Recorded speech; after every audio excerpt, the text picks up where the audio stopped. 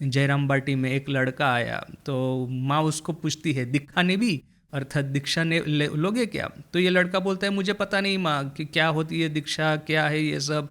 तो माँ कहती है ना ना, दीक्षा ले ही लो ना, अभी और क्या है, अभी तो दीक्षा लेके ही जाओ।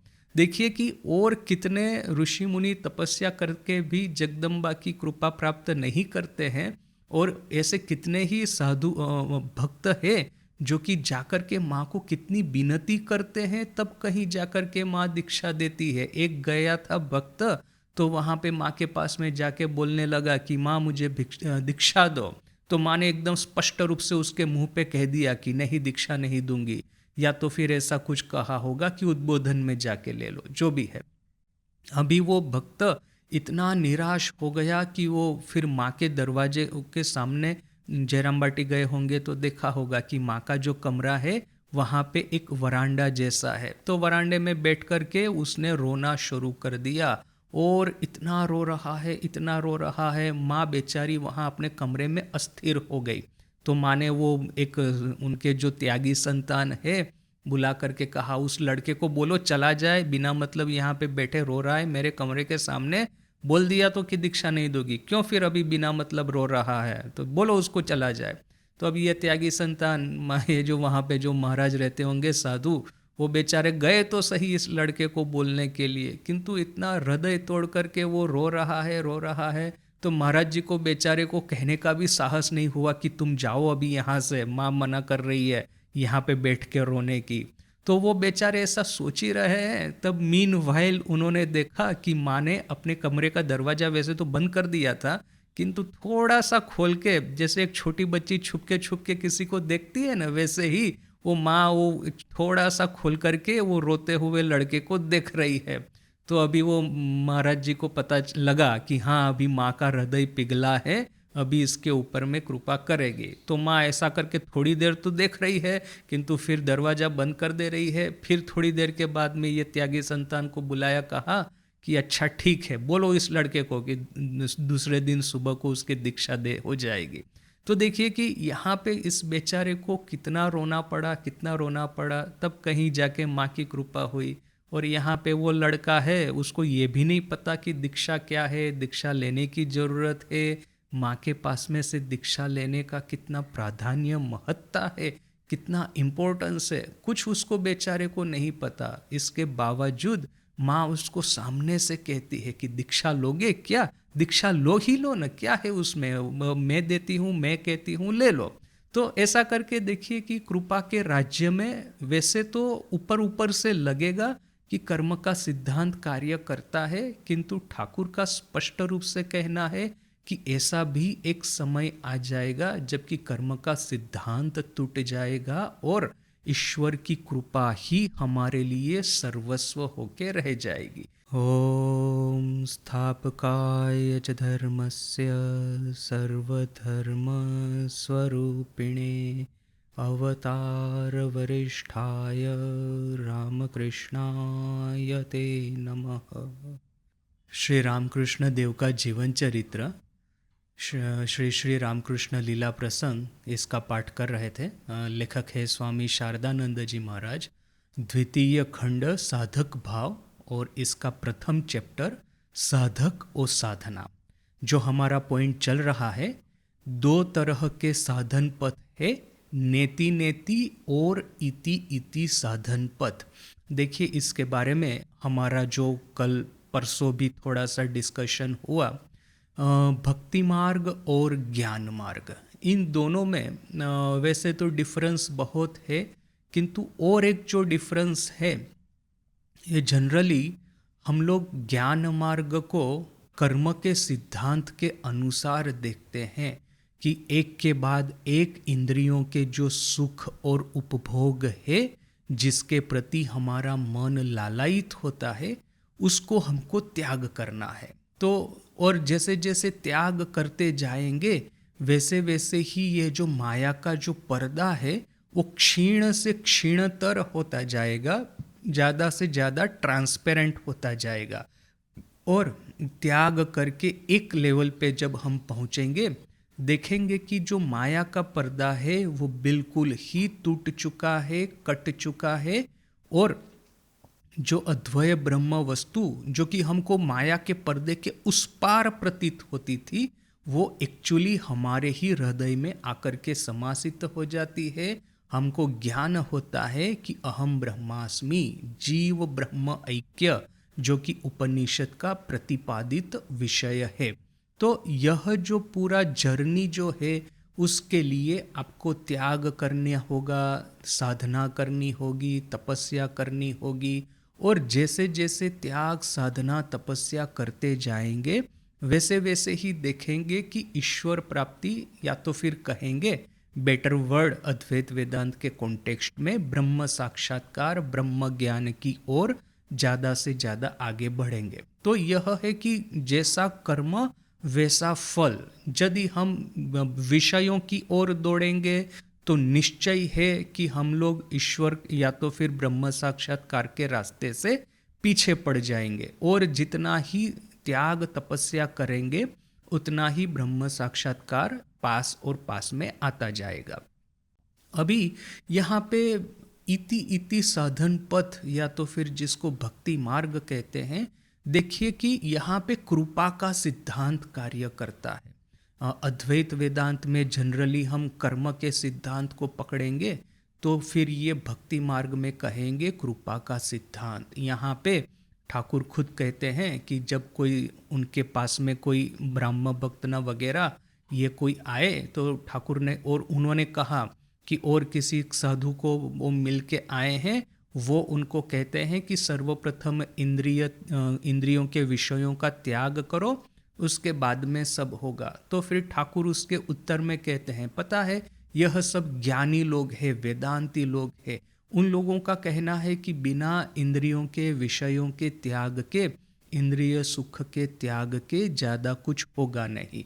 किंतु यदि हम ईश्वर के श्री पाद पद्म में अपने को संपूर्ण रूप से शरणागत कर दे, तो फिर ईश्वर ही देखेंगे कि हमारे साथ में क्या होना है। आमी जंत्रो तुमी जंत्री, ठाकुर जैसे कहते हैं कि तुम हो ये गाड़ी चलाने वाली और मैं हूँ गाड़ी, मैं हूँ यंत्र और तुम हो इंजीनियर। तो क्या है कि यह शरणागति का रास्ता है, कृपा का रास्ता है, वह है इति इति मार्ग की मुख्य साधना।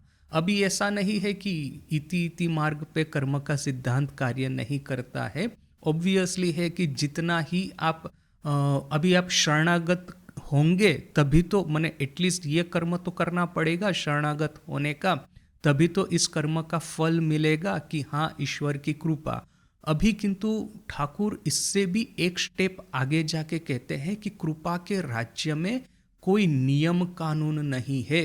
अब मैंने इतना पुरस्चरण किया, इतना जप किया, इतना चढ़ावा दिया, इतना मैंने मंदिर का परिक्रमा किया, तीर्थ यात्रा किया, पूजा पाठ किया, ये सब कुछ किया, किंतु ये ऐसा नहीं है कि ये जो 50 रुपया दिया और ये 2 किलो आलू लेके आ गया, जो भी मार्केट रेट है अभी आजकल, तो इतना रुपया देने से इतना केजी आलू मिलता है। ये इस तरह का कोई ट्रांजैक्शन यहाँ पे नहीं है।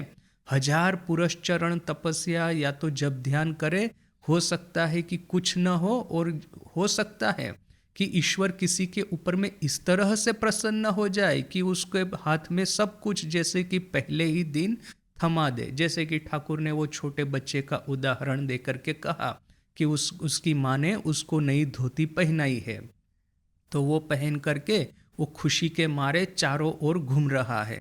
अभी आप जाके कहेंगे कि अच्छा ये तो बड़ा सुंदर धोती है, आप मुझे दे दो, तो आपको नहीं देगा, जिद करेगा, कहेगा मेरी माँ ने दी है, मैं क्यों तुमको देने को जाऊं, ऐसा करके घूमता रहेगा। किंतु एकाएक उसके मन में ऐसी इच्छा हुई कि जो कोई मतलब अनजाना आदमी भी क्यों ना हो, भिखारी ही क्यों ना हो, उसने मांगी भी ना हो, एकाएक उसके हाथ में धोती निकाल के थमा दी और निकल गया वहाँ से। तो क्या है कि बच्चे की इच्छा, आप डिमांड करेंगे तो नहीं देगा, और कभी नहीं भी डिमांड करेंगे तो भी हाथ में दे देगा। तो जयराम बाटी में एक लड़का आया, तो माँ उसको पूछती है दिखाने भी, अर्थात दीक्षा ने लोगे क्या? तो ये लड़का बोलता है मुझे पता नहीं माँ कि क्या होती है दीक्षा, क्या है ये सब। तो माँ कहती है ना ना दीक्षा ले ही लो ना, अभी और क्या है, अभी तो दीक्षा लेके ही जाओ।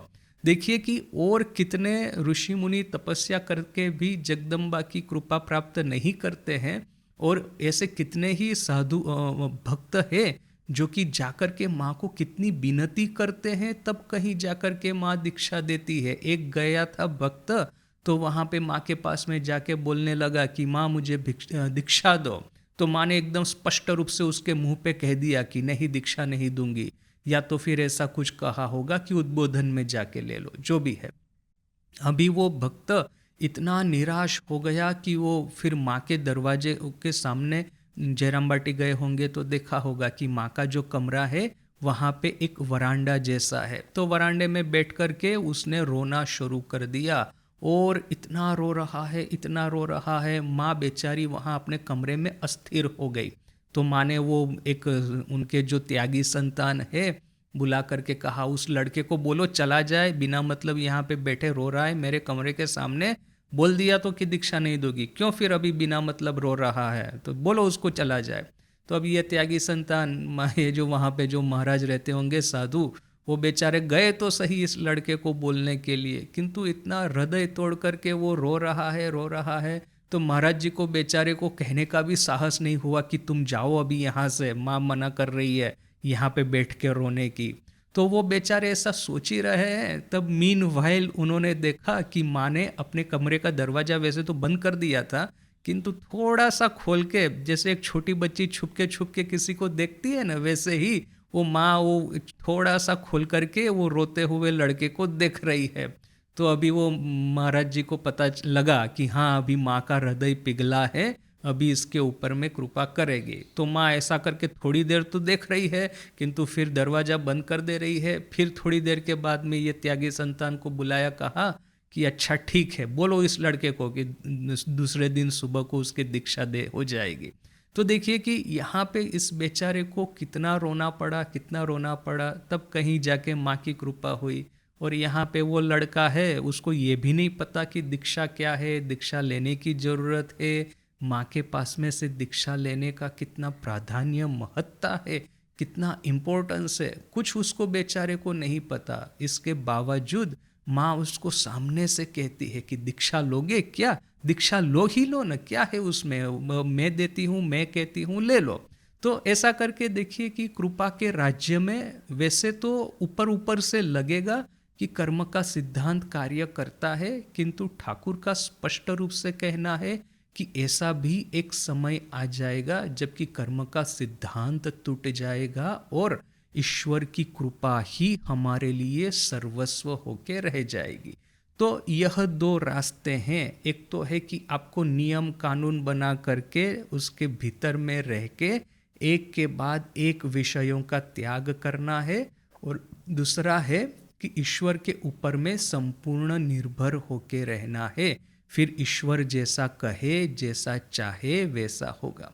तो यह दो रास्ते, नेति नेति और इति इति साधन पथ, जिसको कि बेसिकली हम ज्ञान मार्ग और भक्ति मार्ग कहते हैं। इसके बाद में किंतु शरत महाराज और एक इम्पोर्टेंट पॉइंट हमारे सामने रखते हैं। क्या कहते हैं कि देखिए, आप ज्ञान मार्ग के पथिक हो न कि भक्ति मार्ग के पथिक हो।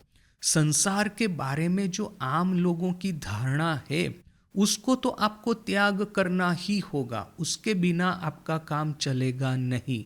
अर्थात कि संसारी लोग संसार के बारे में क्या सोचते हैं, उनके जीवन का लक्ष्य क्या है, तो वही है ना कि bigger and better and more यानी कि और ज़्यादा बड़ा कैरियर होना चाहिए, और ज़्यादा पैसे होने चाहिए, और ज़्यादा प्रतिष्ठा होनी चाहिए। तो यह जो काल चक्र है उसी में तो यह संसारी लोग फंसे हुए हैं।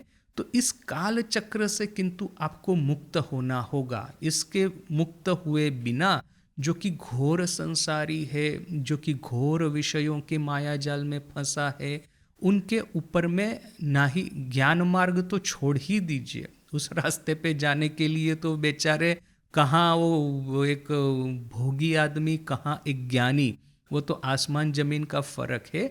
किंतु जो भोग में डूबा है उसके ऊपर में ईश्वर की कृपा होना भी बड़ा मुश्किल है, असंभव नहीं। देखिए, क्या है कि ईश्वर सबको लाइफलाइन तो देते ही देते हैं बीच बीच में। ये जैसे वो पास पास खेलते हैं ना, पास खेलने की रमत आती है, तो वो दो ये होते हैं, तो उसको आप फेंकेंगे ना दोनों को, तो फिर जो नंबर आएंगे उसके अनुसार आपकी ये जो है कुटी, जिसको वो एक के बाद एक आगे बढ़ेगी, पासा जिसको कहते हैं। तो आपको वो फेंकने होते हैं, कभी 1 आएगा, कभी 2 आएगा, कभी वो पूरा 8 10 आ जाएगा।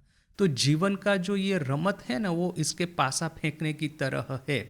एक बार तो कभी ना कभी आपको ये फुल नंबर आ ही जाएंगे। अर्थात कि क्या है कि ये जो भोगी है, कामुक व्यक्ति है, गुनहगार है, इवन टेररिस्ट है, कि जो भी है, मनुष्य देह धारण किया है, तो कभी ना कभी हमारे सामने एक अपॉर्चुनिटी आएगा कि इस मार्ग को छोड़ करके अच्छे मार्ग पे जाने का।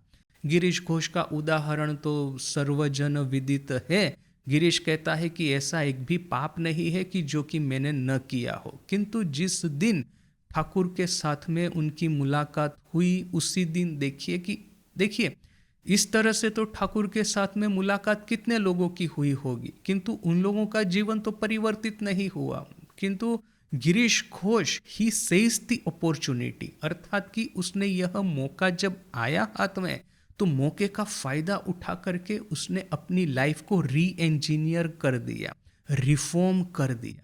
तो ये मौके तो वैसे ईश्वर सबको देते हैं, किंतु इस मौके का फायदा उठाने की एक जो कैपेसिटी है वो हम में होनी चाहिए। अर्थात कि ग्रेस जो है, ईश्वर की करुणा जो है, वो तो संसार में सबके ऊपर है, भले ही चाहे कितना ही बड़ा पापी, कितना ही बड़ा लोभी, न कि कितना ही बड़ा गुनहगार क्यों न हो, ऐसे कितने ही भयावह पाप उसने न किए हो, उसके जीवन में एक तो अपॉर्चुनिटी आएगा अपने को रिफॉर्म करने की, पाप के रास्ते से अपने को मोड़ करके पुण्य के रास्ते पे, ईश्वर प्राप्ति के रास्ते पे चलने की।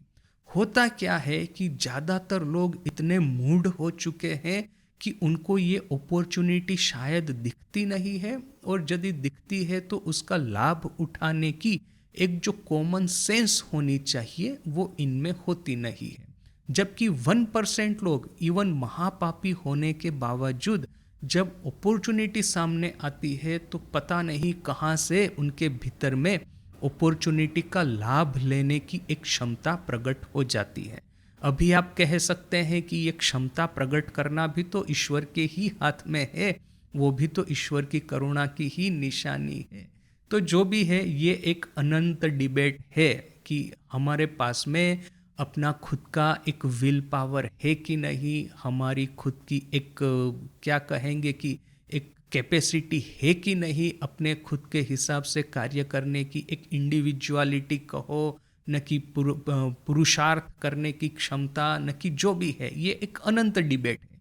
क्या मैं संपूर्ण परवश हूँ, जो भी ईश्वर कराते हैं वही मैं करता हूँ, न कि मेरा खुद का एक रिस्पॉन्सिबिलिटी है मेरे जीवन के बारे में, अपने को रिफॉर्म करने के बारे में। वो एक अनंत डिबेट है, इसका अंत पता नहीं कैसे आएगा, कब आएगा।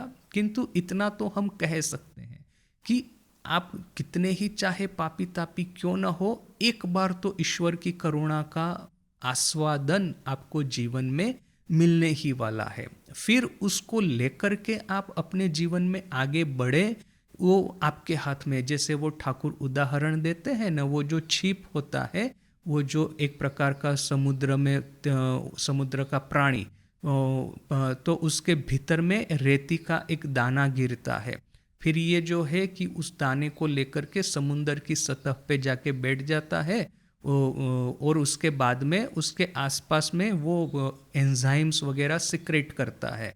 तो फिर कुछ समय के बाद में जब बाहर आएगा और वो जो शेल जब ओपन होगा, तब पता चलेगा कि वो रेती का एक दाना है, वो अभी मोती में परिवर्तित हो गया है। तो क्या है कि ये रेती का दाना यानी कि ईश्वर की करुणा का एक बीज हम सबके हृदय में कभी न कभी प्रस्फुटित होता ही है। उसके बाद में टू सेज द अपॉर्चुनिटी, उस अपॉर्चुनिटी को पकड़ करके उसमें आगे बढ़े न बढ़े वो अपनी क्षमता के ऊपर में है। अपनी क्षमता भी और बाद में कहे तो ईश्वर की करुणा भी। तो देखिए कि ईश्वर की करुणा सबके जीवन में है। नेति नेति इति इति कर्म, अर्थात कि मैं जितना मेहनत करके त्याग करूँगा वही होगा। यहाँ पे ईश्वर की करुणा हमको आगे बढ़ने में सहाय करेगी। किंतु दोनों रास्ते में आपको ये जो सांसारिक विपर्य जो है, सांसारिक यह जो प्रलोभन जो है, उससे तो आपको मुक्त होना ही होगा। यदि आप उससे मुक्त होने का, ईश्वर आपको एक अपॉर्चुनिटी देंगे, भले ही चाहे सांसारिक प्रलोभन में बहुत डूबे हो, ईश्वर एक अपॉर्चुनिटी अवश्य देंगे। इस अपॉर्चुनिटी का लाभ उठा करके हम बाहर आ सकते हैं। तो जो भी है, क्या कहते हैं महाराज, जगत संबंधे उल्लिखितो स्वार्थ पर भोग शुकैक लखो साधारण धारणार परिहार के ई शास्त्रो वैराग्यो बोलिया निर्देश करिया छेन।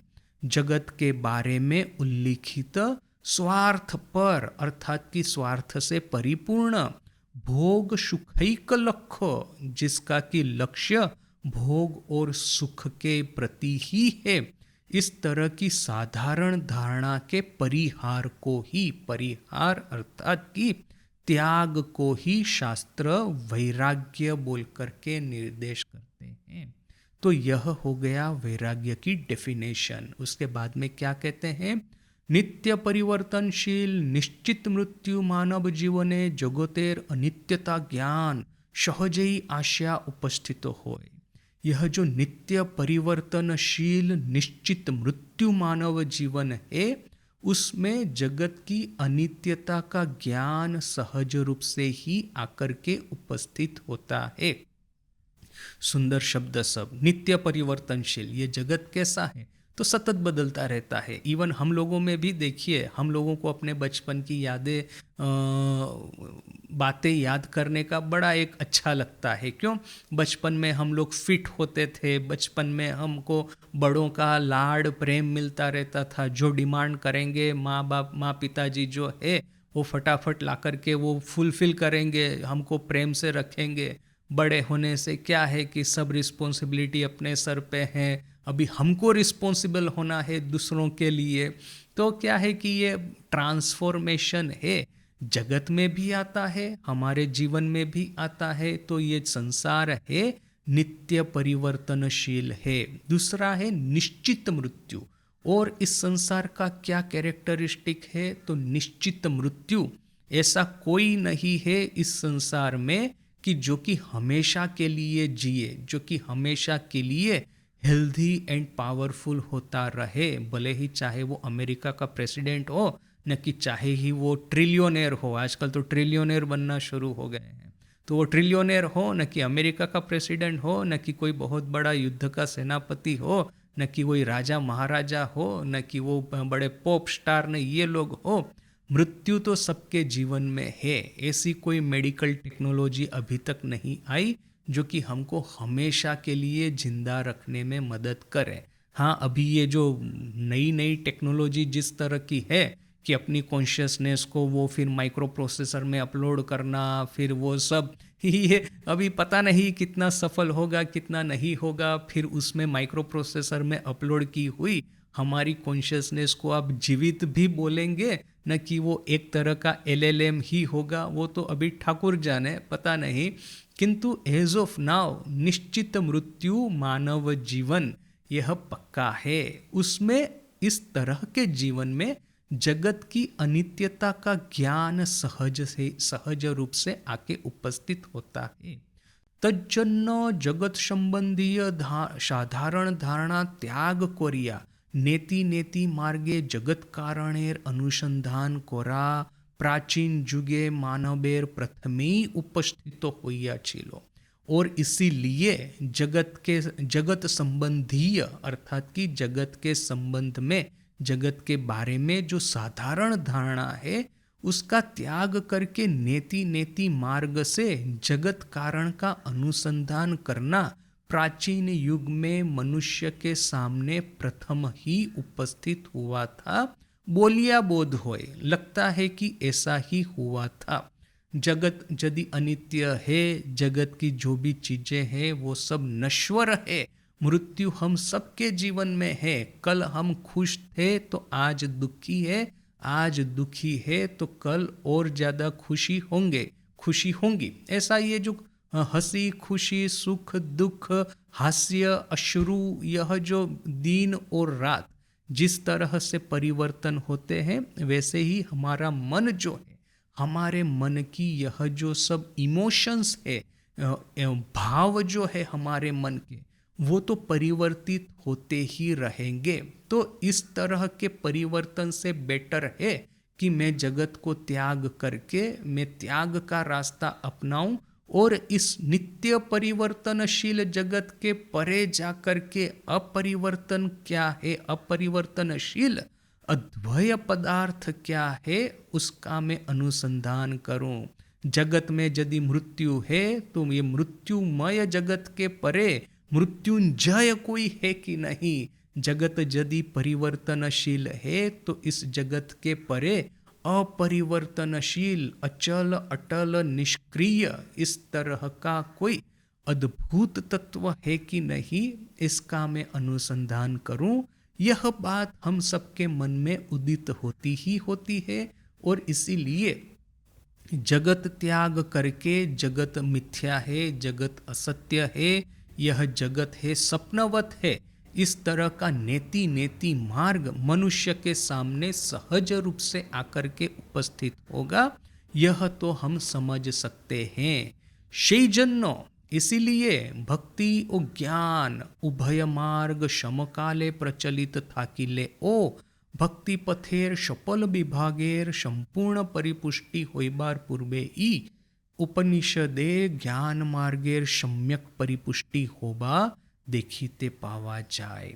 इसीलिए भक्ति और ज्ञान दोनों मार्ग है, एक साथ में प्रचलित हुए तो थे, किंतु भक्ति मार्ग के जितने भी विभाग है उसकी संपूर्ण परिपुष्टि होने के पहले ही उपनिषद के ज्ञान मार्ग की सम्यक परिपुष्टि हमको देखने को मिलती है।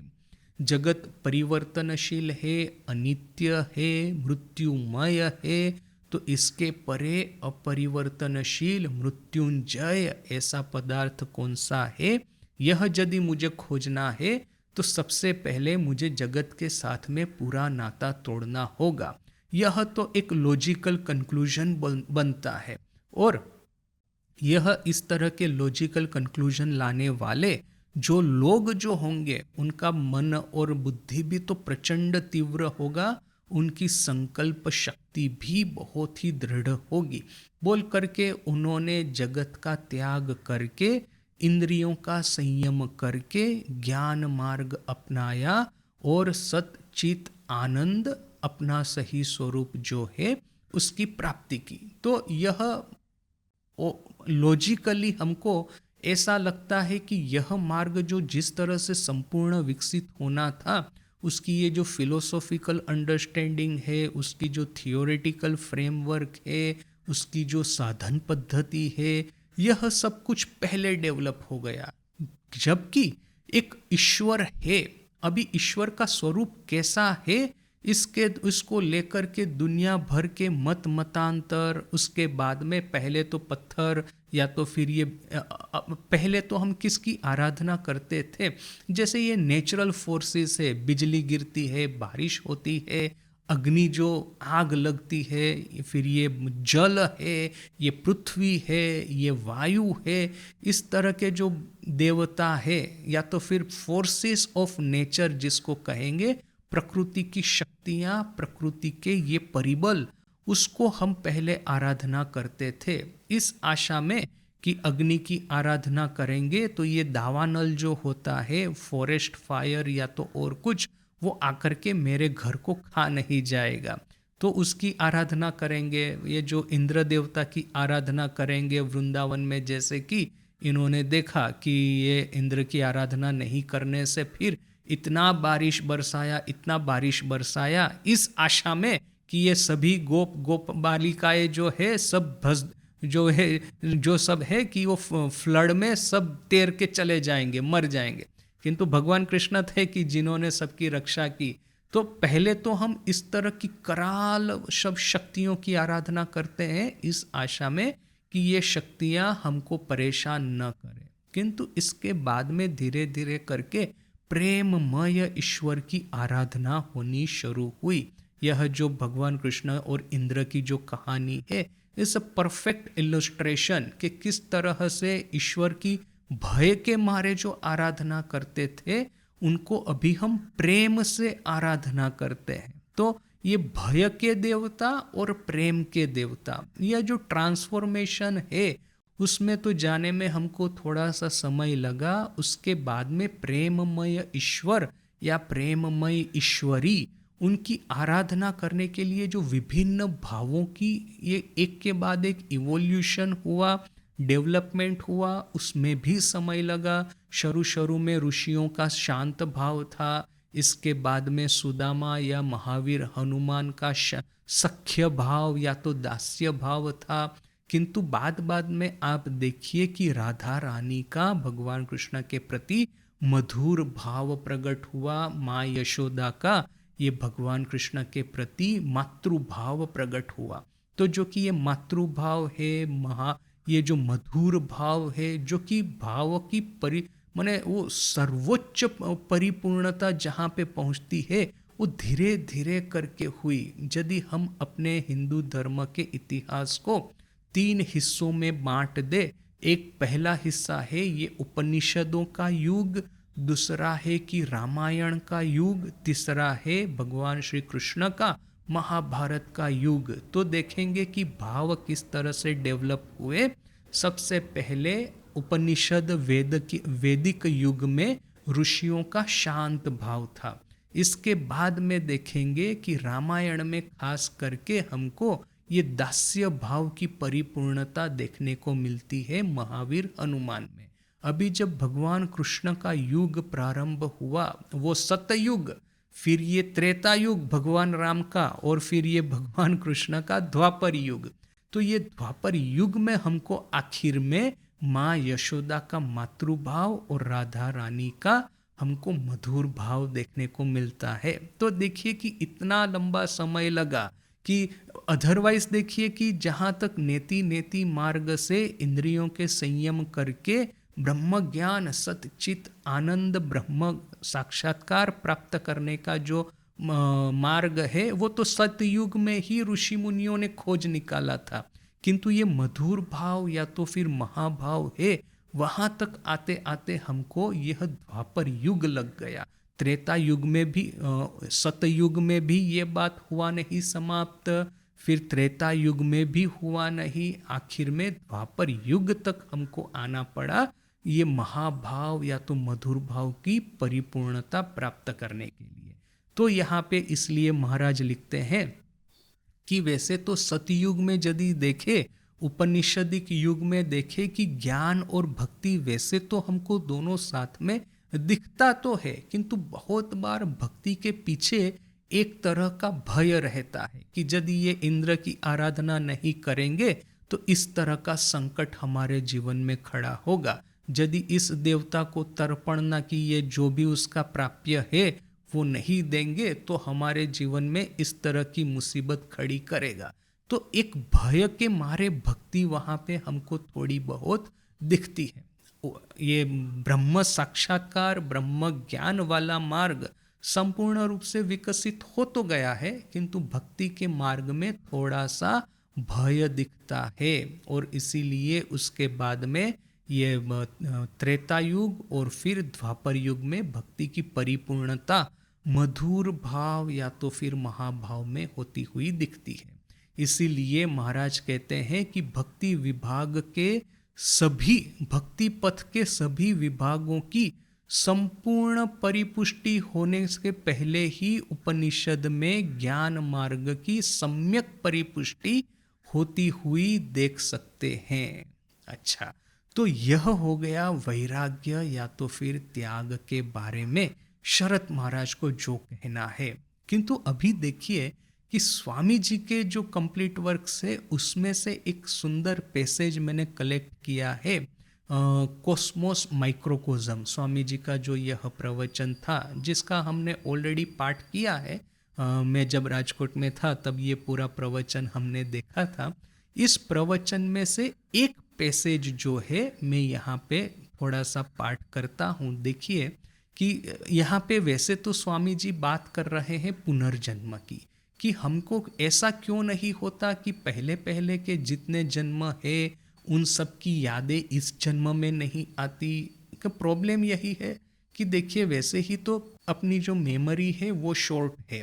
कल क्या खाना खाया था बहुत बार आज हम भूल जाते हैं, तो फिर पिछले जन्म में क्या खाया होगा, क्या किया होगा, वो कैसे याद रहेगा। किंतु फिर भी साथ साथ में ही हमने ये भी देखा था कि मेमोरीज शायद ये एक जन्म से दूसरे जन्म नहीं जाती, किंतु संस्कार का जो लेखा जोखा है वो अवश्य इस जन्म से उस जन्म तक जाता है। तो यह हमने स्पष्ट रूप से देखा था। संस्कार माने आप संस्कार को भूलना चाहे, चलो मेमोरी को तो हम भूल गए, किंतु मैं ये भी चाहता हूँ कि मैं संस्कार को भी भूल जाऊं। जो झूठ मूठ के जो संस्कार मिले थे पहले पहले जन्म में, मैं चाहता हूँ कि उसको भी भूल जाऊं।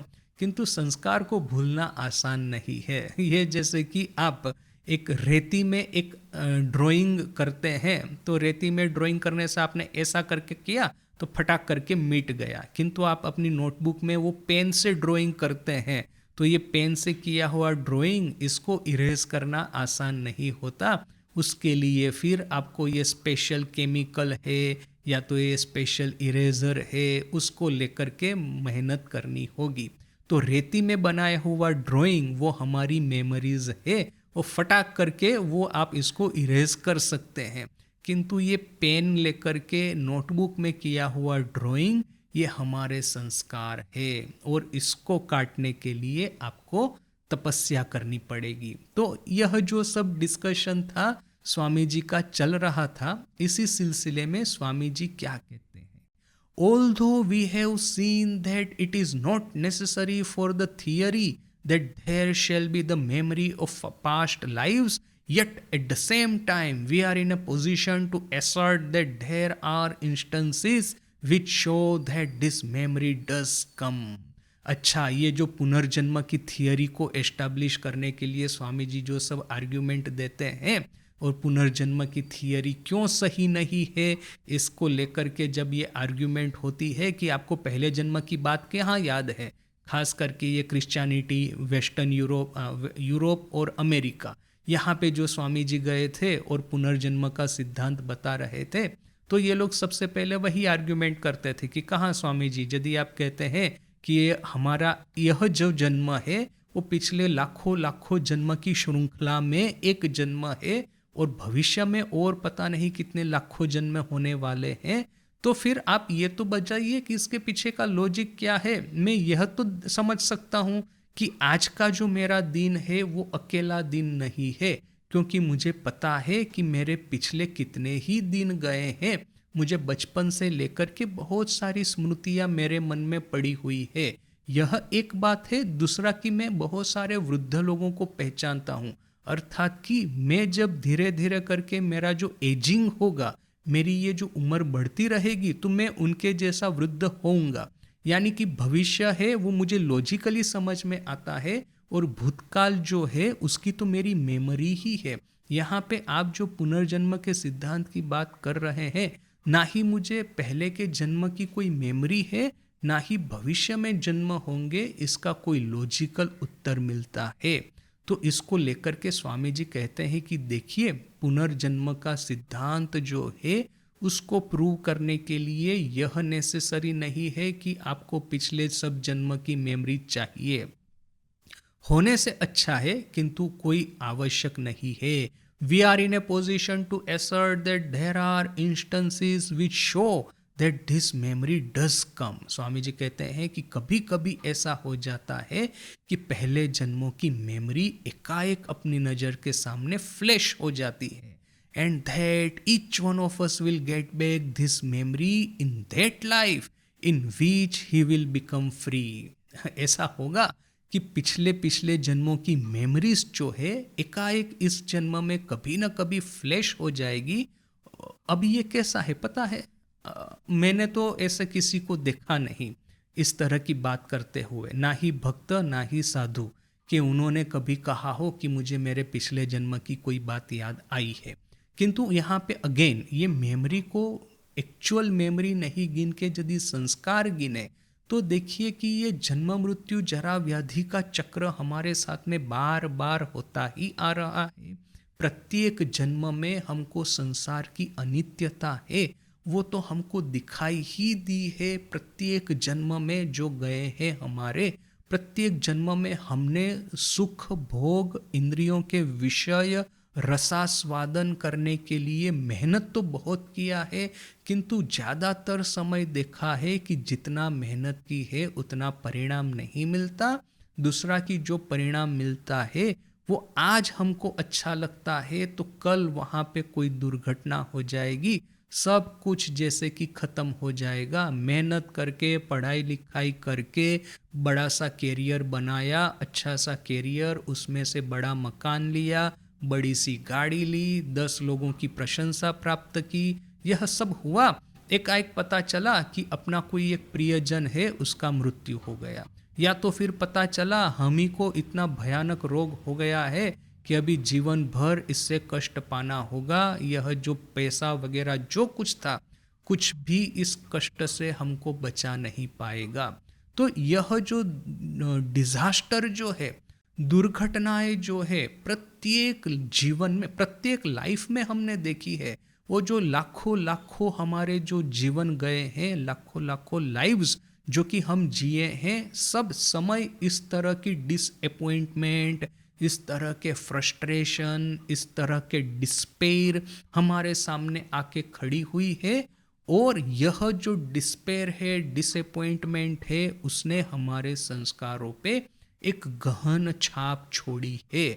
तो स्वामी जी कहते हैं कि यह जो डिस्पेयर जो है एकाएक इस जीवन में हमारे सामने आके खड़ी हो जाती है। इवन यंग लड़का भी होगा जिसने कि अभी तो जीवन का सुख या दुख देखा ही नहीं है, एकाएक उसके मन में वैराग्य का भाव प्रकट हो जाएगा कि नहीं, मुझे यह सब नहीं चाहिए।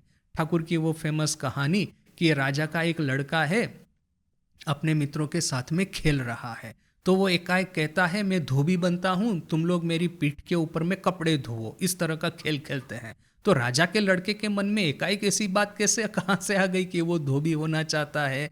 किंतु फिर देखिए कि पिछले जन्म में वो धोबी होगा, इसने कपड़े धोए होंगे बोल करके, इवन जो इस जन्म में उसने कुछ ना कुछ सुकृति की होगी बोल करके ही तो इस जन्म में राजा के लड़के के रूप में जन्म मिला है। किंतु जो धोबी के संस्कार जो है वो कभी ना कभी तो एक बार तो दिखाई देंगे बोल करके, राजकुमार होने के बावजूद वो कहता है कि मैं धोबी का खेल खेलना चाहता हूँ। तो यह जो संस्कारों की छाप जो है हमारे मन के भीतर में इतनी गहराई पूर्वक चली जाती है कि यह संस्कार कभी न कभी बाहर आ जाएंगे। जीवन के प्रति वितृष्णा, जीवन के प्रति वैराग्य, जीवन में यह जो भोग की चीजें हैं उसके प्रति वितराग, यह सब कभी न कभी तो हमारे सामने आकर उपस्थित होगा ही होगा। तो यह एक बात। दूसरी बात बड़ा ही इम्पोर्टेंट स्वामी जी कहते हैं कि देखिए, यदि आप प्योर मेमोरीज की भी बात करते हैं ना, कि मैंने इस दिन क्या किया था, क्या खाना खाया, मैंने कौन सा कर्म किया था, मैं कौन था, क्या था, मेरे परिवारजन कौन थे, इस तरह की जो जनरल मेमोरीज की भी बात करते हैं ना, वो भी हमारे सामने आके उपस्थित होगी। कब होगी? जो कि हमारा आखिरी जन्म होगा। भगवान बुद्ध की फेमस घटना कि निर्वाण प्राप्ति से पहले उनकी नज़र के सामने से जैसे चलचित्र चलता है ना, मूवी जैसे चलती है, उनके जितने भी पुराने जन्म थे, पिछले जन्म थे, सबकी बात उनके नज़र के सामने एक के बाद एक आती गई। और जितने भी संस्कार बने थे प्रत्येक घटना के, वो संस्कार कटते गए। और फिर आखिर में जब आखिरी संस्कार कट गया तब कहीं जाकर के उनको निर्वाण प्राप्ति हुई। तो स्वामी जी कहते हैं कि दो तरह से पिछले जन्म की बात हमको याद आती है। एक तो जो एकदम गहराई में संस्कार के रूप में बन के बैठी है, एकदम गहराई में जीवन के प्रति जो डिसअपॉइंटमेंट बन के जो बैठी है, वो कभी कभी बाहर आ ही जाएगी। एकाएक वैराग्य का अटैक होगा ही होगा हमारे ऊपर में। और फिर आखिरी जन्म जब होगा तब हमको यह सब याद आएगा। Then alone you will find that this world is but a dream। तभी तुमको पता चलेगा कि यह जगत स्वप्न मात्र है। Then alone you will realize in the soul of your soul that you are but actors and the world is a stage।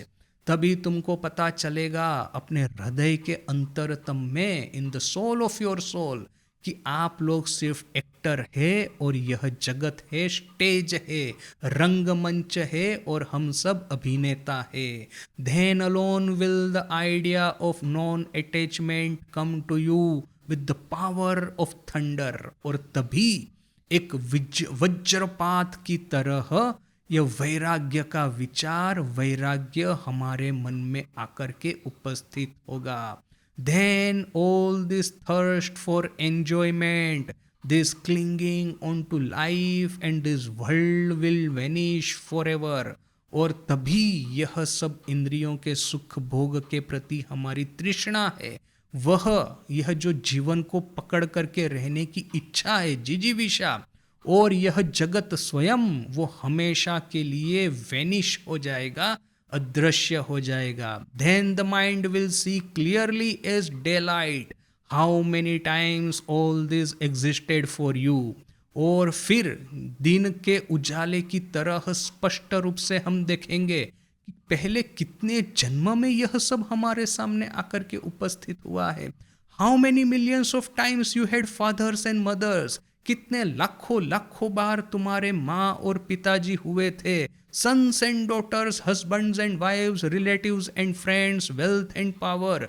लाखों लाखों बार तुम्हारे माँ और पिताजी थे, पुत्र और पुत्रियां थी, हस्बैंड और वाइव्स थे, मित्र और परिवारजन थे, वेल्थ एंड पावर था। But they came and went, वो आए और गए। मेरा 1,00,000 जन्म पहला वाला जो जन्म था उसमें कौन मेरे माँ पिताजी थे मुझे पता नहीं, या तो थे तो उनके साथ में इस जन्म में तो कोई संपर्क नहीं रहा। उसमें मेरा कौन हस्बैंड या वाइफ था, कौन पुत्र पुत्रियां थी, कौन मित्र और सगे संबंधी थे, वो तो उस जन्म के साथ में ही चले गए।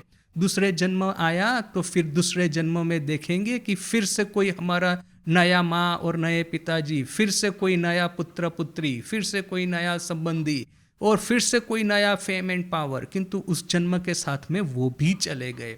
यह जिसको हम मेरा मेरा मेरा करके कहते हैं, वह सब तो 2 दिन के लिए है, इस जन्म के लिए है। इस जन्म में मृत्यु होगा तो फिर जब नया जन्म होगा तो कौन नए माँ पिताजी होंगे, नए भाई बहन होंगे, नए पुत्र पुत्रियां होंगी, नए परिवारजन, ये मित्रगण होंगे, नए तरह से दूसरे टाइप का नेम एंड फेम आएगा। तो ये तो कितनी लाखों बार गया है और आया है। जब यह सब ज्ञान होगा तभी हमारी ये संसार के प्रति वासना चली जाएगी। How many times you were on the top most crest of the wave, कितनी बार तुम यह जो महातरंग है उसके शीर मोर पे सवार थे, शीर्ष पे सवार थे। ये कभी कभी होता है ना कि बहुत फॉर्चून खिल जाता है तो बहुत पुण्य किया है तो सक्सेस के बाद में सक्सेस आती जाती है। आज मैं फर्स्ट नंबर से पास हो गया, कल कैंपस प्लेसमेंट हो गया, कल कहीं जा कर के कंपनी में फटाफट करके प्रमोशन हो गया, उसके बाद में मैंने जो प्रोडक्ट डेवलप की थी वो प्रोडक्ट हिट हो गई, या तो फिर मैं पॉलिटिक्स में हूँ और सीधा कहाँ वो मैं आम कार्य करता था, आज मैं सीएम हो गया, परसों में पीएम हो गया, उसके बाद में के दिन में मैं यूएन में लेक्चर दे रहा हूँ और जितने भी वर्ल्ड लीडर है खड़े होकर के तालियां बजा रहे हैं। ऐसा कितनी बार हुआ है कि सफलता की इस तरंग के टॉप पे आप सवार थे। And how many times you were down at the bottom of despair, और कितनी ही बार ऐसा हुआ है कि पूरे गहराई में गड्ढे में तुम लोग पड़े हुए थे, डिस्पेयर रूपी, हताशा रूपी गड्ढे में तुम लोग पड़े हुए थे। When memory will bring all this to you, जब अपनी याद शक्ति साधना करते करते पहले जन्म की बातें जितनी जितनी याद आती जाएगी वैसे ही यह मेमोरी जो है यह सब आपके सामने लाती जाएगी। Then alone will you stand as a hero, तभी तुम लोग एक हीरो की तरह खड़े रहोगे। And smile when the world frowns upon you, और फिर जब जगत में कोई भी कष्ट मिलता है तो तुम लोग हंसोगे। Then alone will you stand up and say, तभी तुम लोग खड़े होके कहोगे I care not for thee even or death, हे मृत्यु मुझे तुम्हारी भी कोई परवाह नहीं। कितने ही मृत्यु हो चुके हैं, कितने ही जन्म हो चुके हैं, कितनी ही बार सक्सेस हो चुका हूँ, कितनी ही बार फेल हो चुका हूँ, लाखों लाखों जन्म, लाखों लाखों परिवारजन, लाखों लाखों सक्सेस, लाखों लाखों फेलियर मैंने देख लिए हैं। और क्या देखना है, और क्या दिखाओगे हे मृत्यु, तुम्हारा भी मुझे भय नहीं है। वो टेरर्स हास्ट थाउ फॉर मी, मेरे लिए तुम्हारा ऐसा कौन सा डर है, तुम्हारे पास में ऐसा कौन सा डर है जिसको कि दिखा करके तुम मुझे डराओगे। This will come to all, यह जो प्रचंड वैराग्य, मृत्यु के प्रति भी निर्भयता, यह हम सबके जीवन में आएगा। तो यह है वैराग्य का स्वामी जी का पूरा पैसेज। इसके बाद में शरत महाराज एक नया टॉपिक चालू करते हैं जिसको कि अभी हम लीला प्रसंग के नेक्स्ट क्लास में देखेंगे। ओम शांति शांति शांति, हरि ओम तत्सत। श्री राम कृष्णार्पणमस्तु।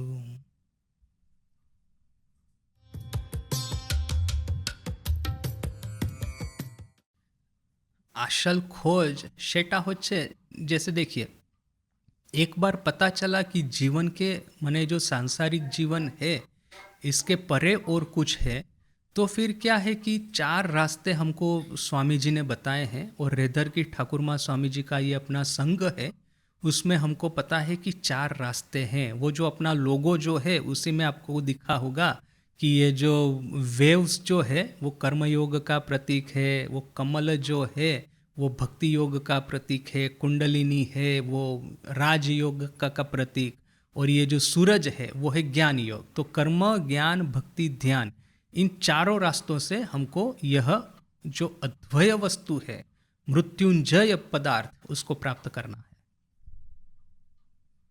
भक्ति मार्ग है, देखिए कि आप दीक्षा ले सकते हैं अपने संघ गुरु से। ज्ञान मार्ग है, अर्थात कि अपने जीवन में त्याग और वैराग्य को बढ़ा सकते हैं। कर्म मार्ग है कि निस्वार्थ सेवा कर सकते हैं, आपके आसपास जो भी आश्रम है वहाँ जाकर के एज ए वॉलंटियर आप काम कर सकते हैं। तो और राजयोग है, थोड़ा बहुत मेडिटेशन करने का, प्राणायाम करने का प्रयास कर सकते हैं।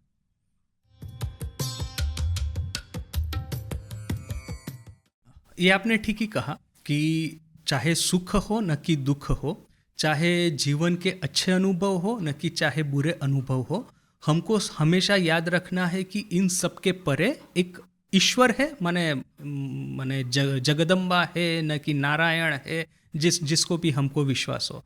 किंतु देखिए कि यह सब करना ना, यह सब आखिरी माने वो शरद महाराज का वो फेमस, ठाकुर को कहते हैं सर्वभूत में ईश्वर दर्शन करना है। ठाकुर कहते हैं वो तो आखिरी बात है, आखिरी घड़ी की बात है, वो तो शुरू में तो होने वाला नहीं है।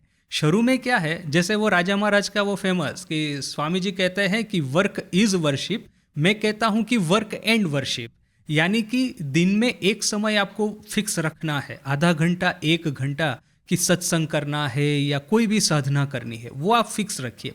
और फिर दिन में जो होता है वो होने दीजिए। इवन मेरे से भी कहाँ ये सब याद रहता है। अभी मैं ऑफिस में जाके बैठूंगा, अभी हमारा ये नेशनल यूथ डे का प्रिपरेशन चल रहा है, तो ये शोभा यात्रा वगैरह, तो क्या है कॉलेज में जाना है, गवर्नमेंट ऑफिसरों को मिलना है, तो उस समय ये थोड़ी ना याद रहता है कि ये गवर्नमेंट ऑफिसर जो बैठा है मेरे सामने वो उसके भीतर में वही ठाकुर बैठे है, ऐसा थोड़ी ना याद रहेगा।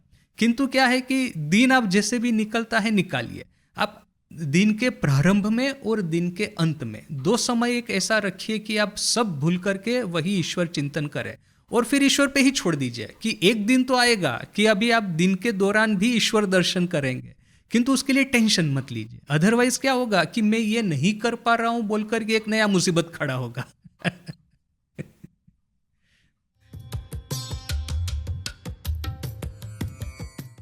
देखिए इसको डिस्कार्ड नहीं करना है, इसको प्रैक्टिस करना है, किंतु टेंशन नहीं लेना है कि होता क्यों नहीं है। राइट, अभी आप करने का प्रयास करेंगे, 5 मिनट के बाद में पता चला कि वही भूत और वही दानव आके खड़े हो गए, तो फिर टेंशन लेंगे, बोलेंगे अरे मेरे से कुछ नहीं होगा, तो एक हीन भावना आके खड़ी हो जाएगी। ऐसा नहीं होना चाहिए।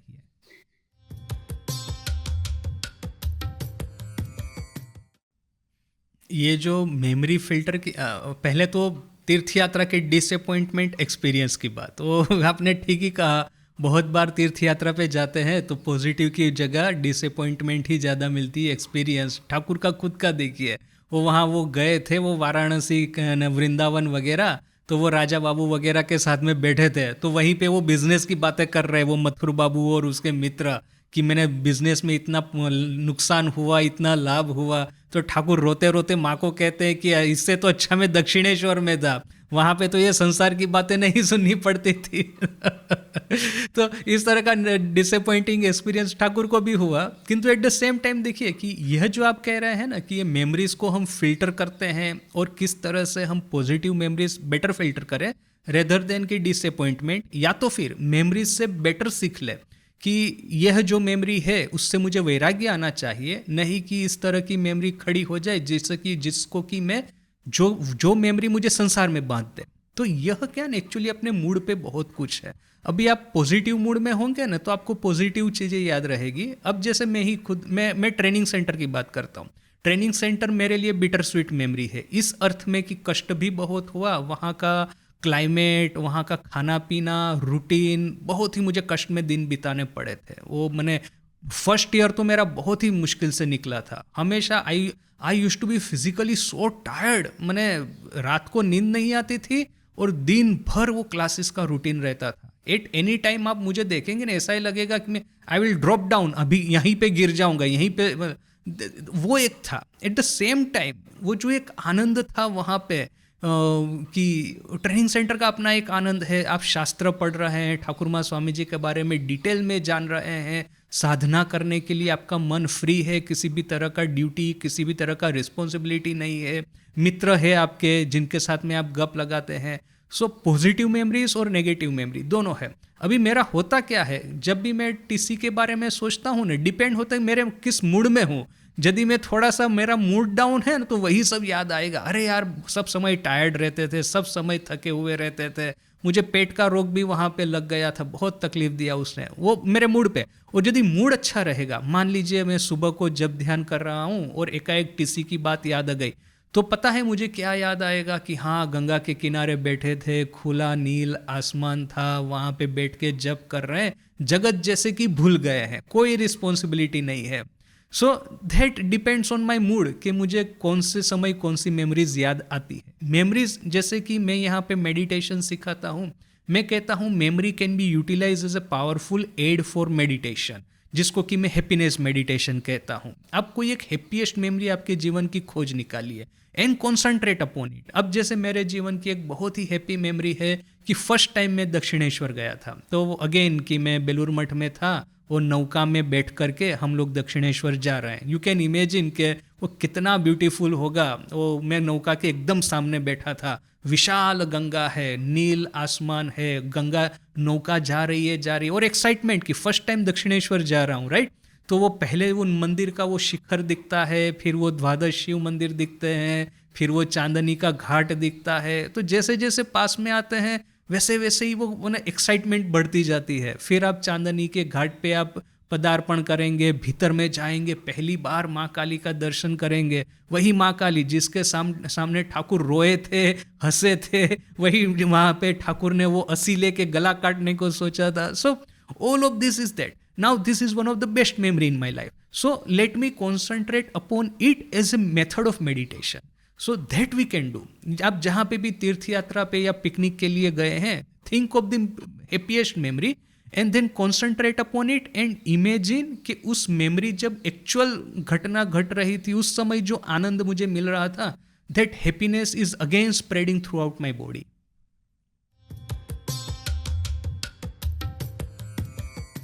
नहीं, this is a very relevant question कि जैसे स्वामी जी ने कहा कि लाखों बार हमारे माँ पिताजी हुए, लाखों बार हम लोग at the top most of the crest of the wave and लाखों बार हम लोग हताशा की खीण में गिरे हुए हैं।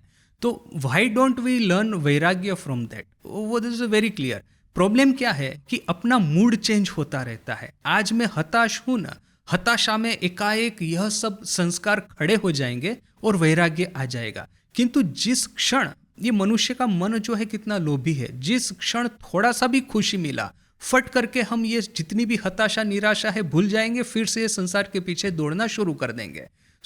बात ये नहीं है कि हताशा नहीं आती, हताशा आती है, वैराग्य नहीं आता ऐसा भी नहीं है, वैराग्य आ जाता है। प्रॉब्लम क्या है, वैराग्य टिकता नहीं है, क्योंकि अपना मूड तो कंटिन्यूअस चेंज होता है। डाउन जब है तब वो जितने भी बार डाउन थे अब थे वो मेमोरी याद आती है, किंतु जैसे ही थोड़ा सा ही अप हुआ वैसे ही सब भूल करके ये इसी संसार के सब गोल आ गए सामने। चलो नेक्स्ट डे ये करना है, उसके बाद में ये करना है, उसके बाद में वही जो वो घरेड़ में पड़े हुए हैं हम लोग।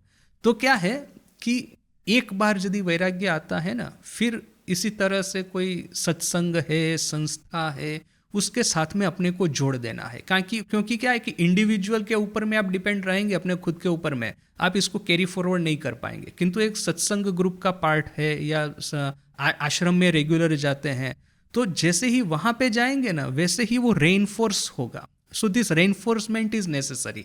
इंडिविजुअल पर रहने से ना अपना मूड के अनुसार चेंज होता रहेगा। अभी हमको मूड से बाहर आना है, हमको वैराग्य को रेनफोर्स करना है। That is possible only when we have some external help. So उसको आपको मेहनत करके एक एक्सटर्नल सिस्टम खड़ा करना है, which will work as a scaffolding for your वैराग्य।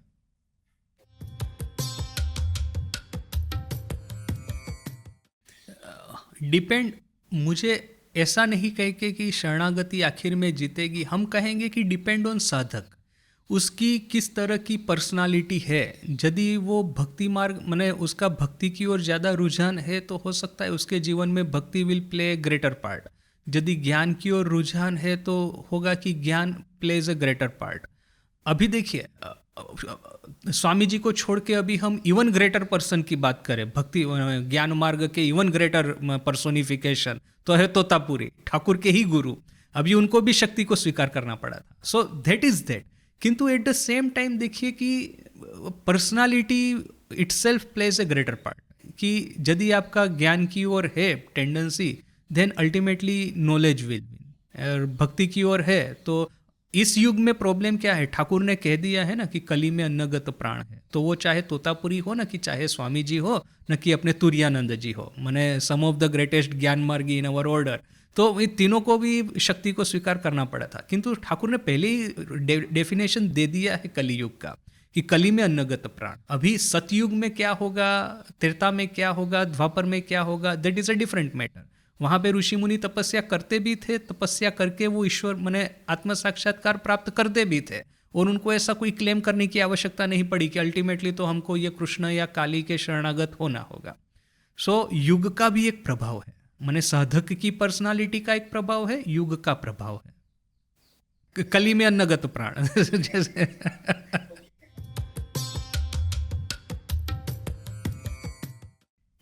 स्वामी जी कहते ही है ना, देखिए साधना को सालों सालों तक डेवलप करना, फिर साधना सफल होती है। स्वामी जी खुद कहते हैं ना कि ये भगवान बुद्ध को आज सब पहचानते हैं, किंतु ऐसे कितने हजारों लाखों बुद्ध आके चले गए जिन्होंने पूरा जीवन साइलेंटली स्ट्रगल किया है।